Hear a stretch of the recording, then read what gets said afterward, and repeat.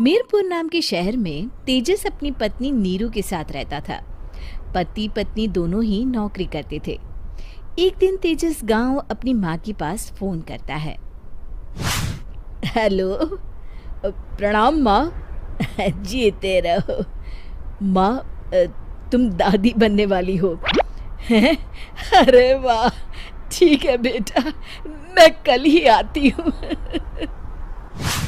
जब माँ जी शहर पहुंची तो बेटे बहू ने बहुत अच्छे से स्वागत किया। लीजिए माँ जी, चाय। अरे गर्मा गर्म पकोड़े ले आओ माँ के लिए। नीरू रसोई में गई और 2 मिनट में ही पकोड़े ले आई। जी ये लीजिए। बहू जादू से बनाए हैं क्या? अभी तो रसोई में गई थी। यम्मी। माँ जी, शीला रसोई में पकोड़े तल रही है, मैं बस लेकर आई।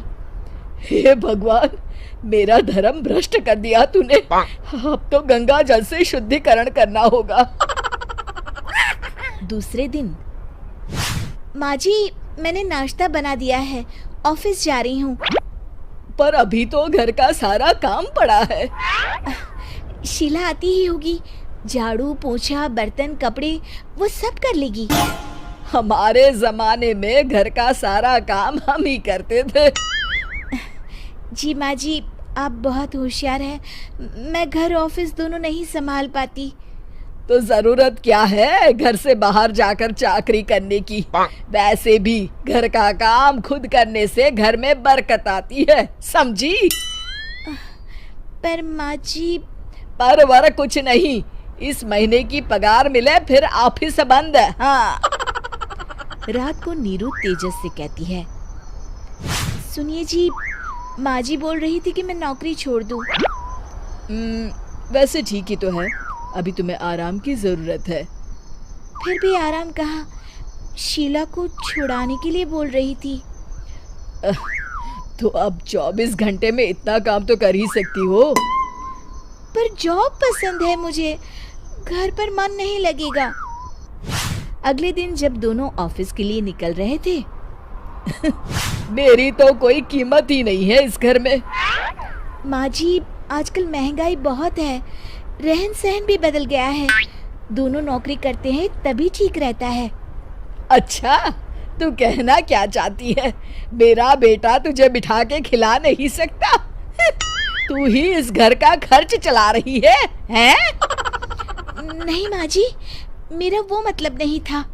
मतलब खूब समझती हूँ, ये बाल धूप में सफेद नहीं किए मैंने। हाँ।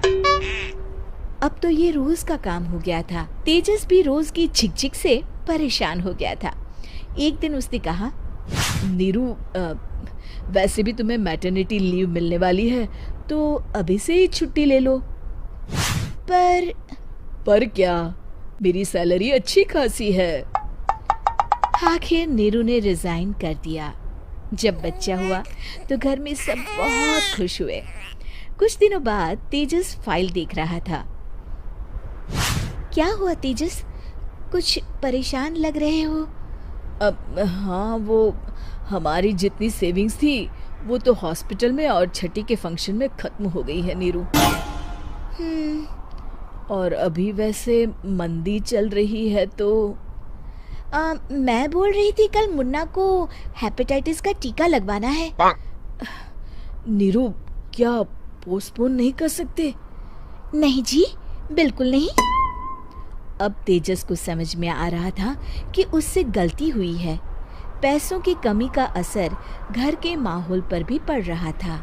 अगले दिन, बेटा मेरा चश्मा और ये दवाइयाँ ले आना, पर्चा देते हुए माँ जी ने कहा। जी। तेजस, मुन्ना के लिए दूध का डिब्बा और डायपर भी ले आना, और ये किराने के सामान की लिस्ट है, इसे भी लाना है। तेजस गुस्से में लिस्ट मरोड़कर फेंकता है और चिल्लाता है, पैसे क्या पेड़ पर उगते हैं? ये ले आना, वो ले आना। अरे पर ये जरूरत का सामान ही है। वो गुस्से में बिना कुछ कहे ऑफिस चला गया। अरे अरे लंच तो ले जाइए। नीरू दौड़कर डिब्बा पकड़ाती है।